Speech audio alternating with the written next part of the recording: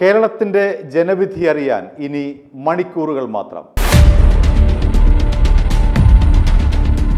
കേരളം ആര് ഭരിക്കും എന്ന് നാളെ അറിയാം. ഏതാനും മണിക്കൂറുകൾ മാത്രമേ ഉള്ളൂ വോട്ടെണ്ണലിന്. ആദ്യം എണ്ണുക പോസ്റ്റൽ വോട്ടുകളാണ്. കൃത്യം 8 മണിക്ക് തന്നെ പോസ്റ്റൽ വോട്ടുകൾ എണ്ണി തുടങ്ങും. അതിനുശേഷം 8:30 കൂടിയാണ് EVM എണ്ണി തുടങ്ങുന്നത്. ഏതാണ്ട് 9 മണിക്കും 9:30ക്കും ഇടയിലൂടെ ട്രെൻഡ് ആർക്കാണെന്ന് നമുക്ക് മനസ്സിലാക്കാനാകും. 10 മണിക്ക് മുൻപ് തന്നെ കേരളം ആര് ഭരിക്കും എന്നതിനെ സംബന്ധിച്ച് വ്യക്തമായ ഒരു ചിത്രം നമുക്ക് ലഭിക്കുന്നതാണ്. 12:30 വോട്ടെണ്ണൽ അവസാനിക്കും എന്നാണ് കഴിഞ്ഞ തെരഞ്ഞെടുപ്പുമായി ബന്ധപ്പെട്ട് നമ്മൾ പരിശോധിക്കുമ്പോൾ മനസ്സിലാക്കാൻ കഴിയുക. 12:30 ആരാണ് കേരളം ഭരിക്കും എന്നതിനെ സംബന്ധിച്ചുള്ള കൃത്യമായ ഉത്തരം നമുക്ക് ലഭിക്കുന്നതാണ്. LDFനെ സംബന്ധിച്ചവർ അവകാശവാദം ഉന്നയിക്കുന്നത് തങ്ങളായിരിക്കും 3ാം തവണയും അധികാരത്തിൽ എത്തുക എന്നുള്ളതാണ്. 80 സീറ്റാണ് LDF പ്രതീക്ഷിക്കുന്നത്. UDF ആകട്ടെ തുടർഭരണത്തിന് അവസാനമിട്ടുകൊണ്ട് 10 വർഷത്തെ കാത്തിരിപ്പിന് ശേഷം തങ്ങളായിരിക്കും കേരളം ഭരിക്കുക എന്ന് അവകാശവാദം ഉന്നയിക്കുന്നു. 85 സീറ്റാണ് തങ്ങൾക്ക് ലഭിക്കുക എന്നും UDF പ്രവചിച്ചിട്ടുണ്ട്. NDA ആകട്ടെ തങ്ങൾക്ക് 5 സീറ്റുകളെങ്കിലും ലഭിക്കുമെന്നുള്ള പ്രതീക്ഷയിലാണ്. നിയമത്തടക്കം വീണ്ടും തങ്ങൾ അക്കൗണ്ട് റീഓപ്പൺ ചെയ്തുകൊണ്ട് 5 സീറ്റുകളെങ്കിലും പിടിക്കുമെന്നുള്ള പ്രതീക്ഷ NDA ക്യാമ്പുകൾ വെച്ചു പുലർത്തുന്നു.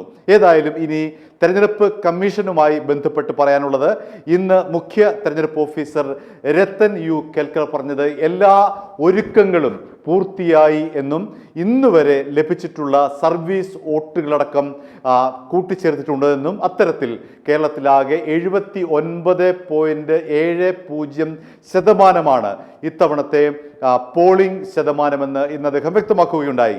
മാത്രമല്ല ചില കണക്കുകൾ കൂടി അദ്ദേഹം നിരത്തി. 32,301 പോലീസ് ഉദ്യോഗസ്ഥരെയാണ് വിന്യസിച്ചിട്ടുള്ളത്. 20 കമ്പനി കേന്ദ്രസേനയെ നിയോഗിച്ചിട്ടുണ്ട്. 17,565 പോളിംഗ് ഉദ്യോഗസ്ഥരാണ് ഇത്തവണ വോട്ടെണ്ണലിൽ പങ്കെടുക്കുക.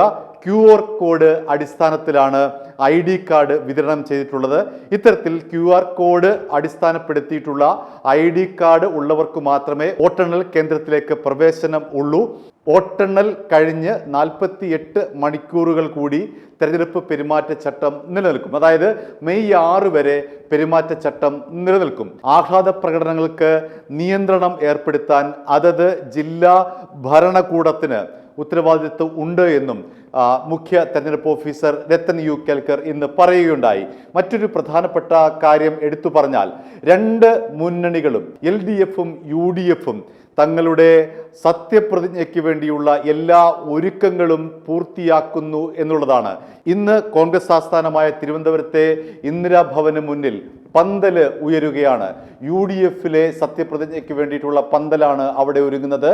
നേരത്തെ തന്നെ LDFിന് വേണ്ടി പന്തലൊരുക്കാൻ പത്തനംതിട്ടയിലെ വീണ ജോർജിന് വേണ്ടി പ്രചരണം നടത്തിയ ആ ഒരു ടീമിന് LDF കൊട്ടേഷൻ കൊടുത്തു എന്നുള്ള വാർത്ത നേരത്തെ തന്നെ റിപ്പോർട്ട് ചെയ്യപ്പെട്ടിട്ടുള്ളതാണ്. അത്തരത്തിൽ UDFും LDFും പന്തലിന് വരെ കൊട്ടേഷൻ കൊടുത്തു കഴിഞ്ഞു. UDF ആകട്ടെ ഒരു പടി കൂടി കടന്ന് പന്തലിട്ട് തുടങ്ങി.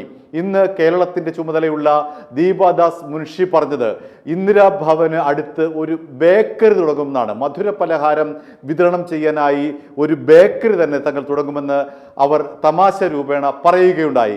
ഏതായാലും കേരളം കാത്തിരിക്കുന്നത് ഏത് തരത്തിലുള്ള പന്തലാണ് ഇവർ ഇടുക എന്നുള്ളതാണ്. 2 തരത്തിലാണ് നാട്ടിൻ പുറത്ത് പന്തലിടുന്നത്. ഒന്ന് ചാവടി യന്ത്രത്തിന്, മരണ അടിയന്തരത്തിന് വേണ്ടി പന്തലൊരുക്കാറുണ്ട്.